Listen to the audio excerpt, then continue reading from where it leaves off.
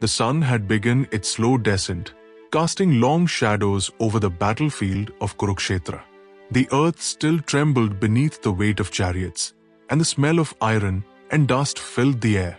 Yet, amidst this chaos, there stood a strange calm, a stillness that clung to one chariot like a veil of gold. Arjuna sat there, his bow resting beside him, his eyes lowered, his breath shallow but deepening. His heart, once a storm of doubt and fire, was beginning to find its rhythm again. Beside him stood Krishna, the Eternal One, radiant as the setting sun, his eyes aglow with infinite calm.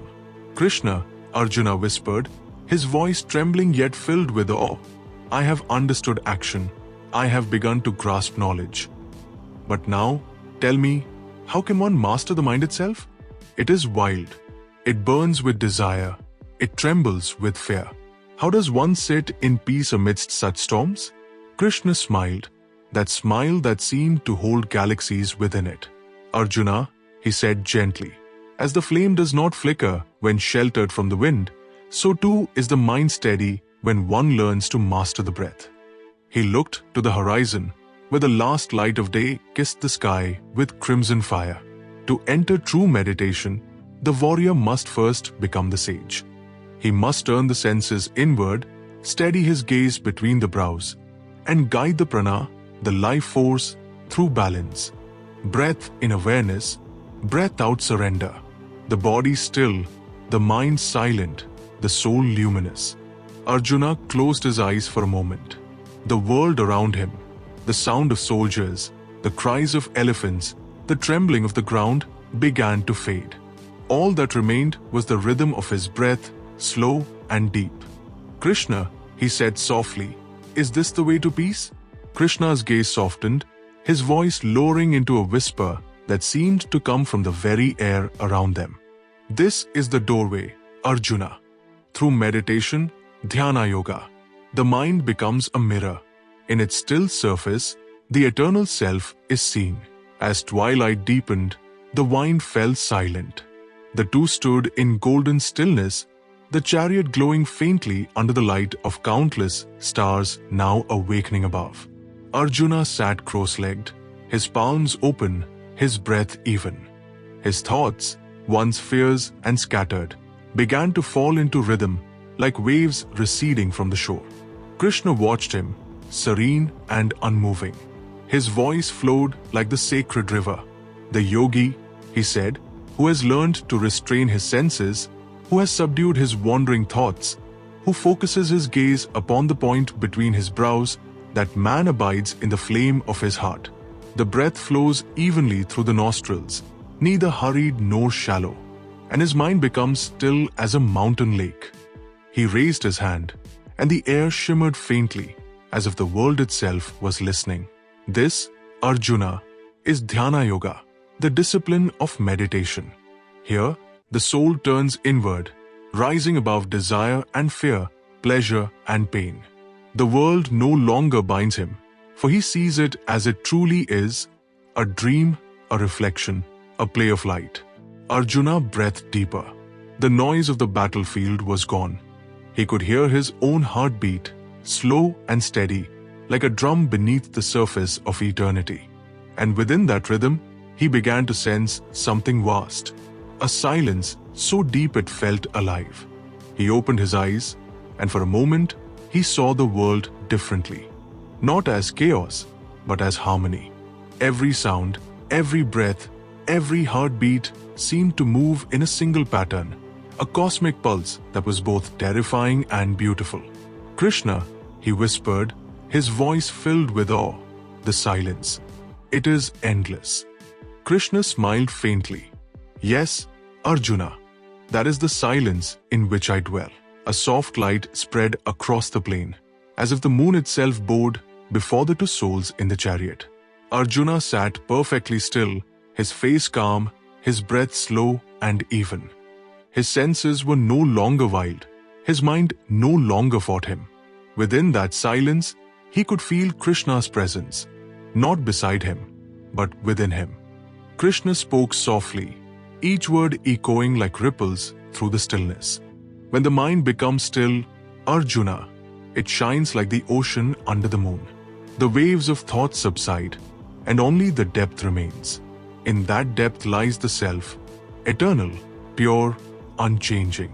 The yogi who knows this lives beyond sorrow, beyond joy, beyond time itself. He paused, his eyes lifting to the moon above. Such a man sees all beings in himself, and himself in all beings. He does not hate nor crave. He gives without expectation, acts without bondage, lives without fear. His peace is not of the world, it is of the eternal. Arjuna breathed, and in that breath, he felt the universe breathing with him. He could sense the heartbeat of the earth, the pulse of the wind, the song of stars. He felt no difference between himself and the world, no line dividing them, no name separating them. Krishna, he murmured, his voice full of wonder, "Is this what you mean by union?" Krishna nodded. "Yes, Partha. This is yoga, the union of the finite and the infinite. But meditation alone is not enough. The heart must be filled with devotion, bhakti. Without love, even silence is empty." A cool wind began to blow. The banners on the field fluttered softly.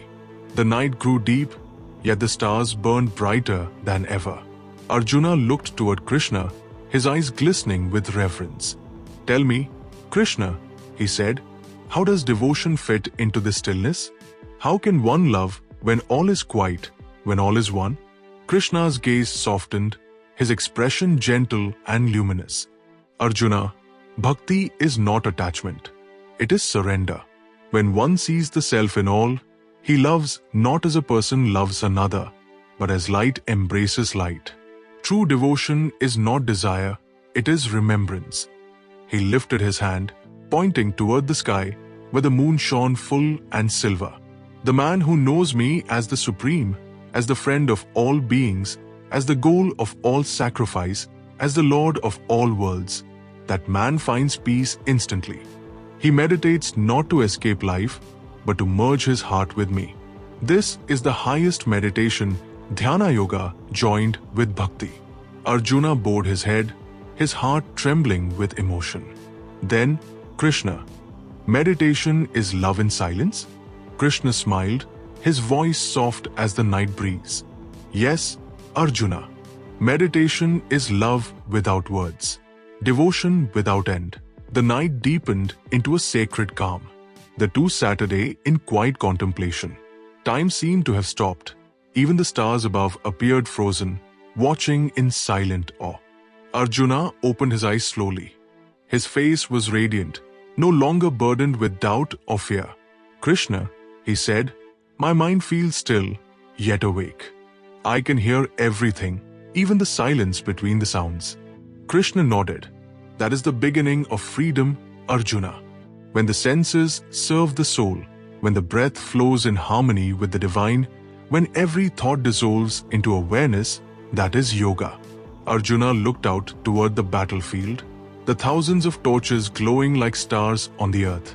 "And if I fight now, Krishna, will I lose this peace?"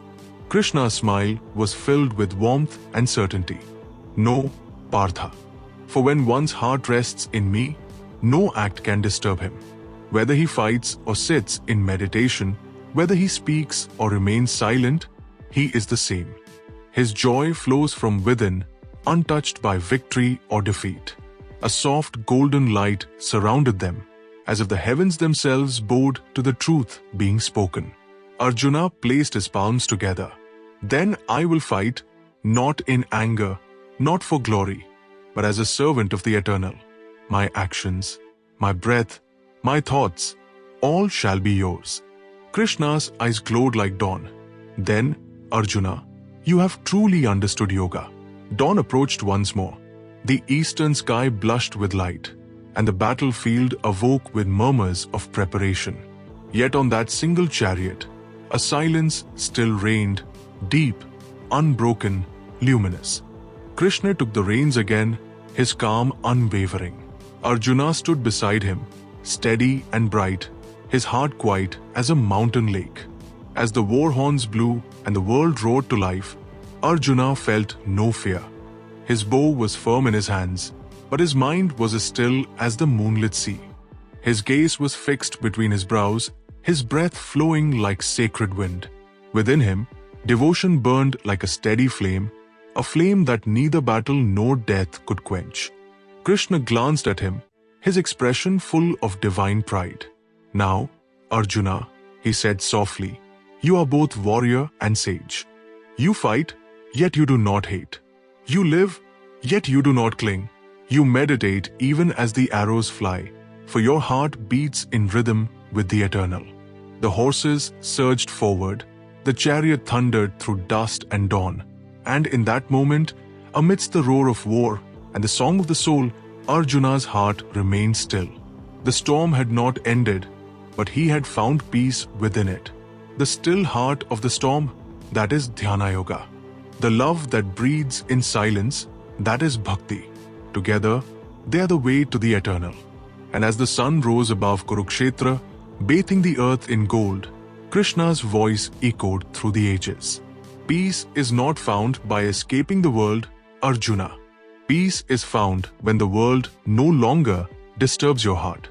If you like our work, then do like, subscribe, and share the channel.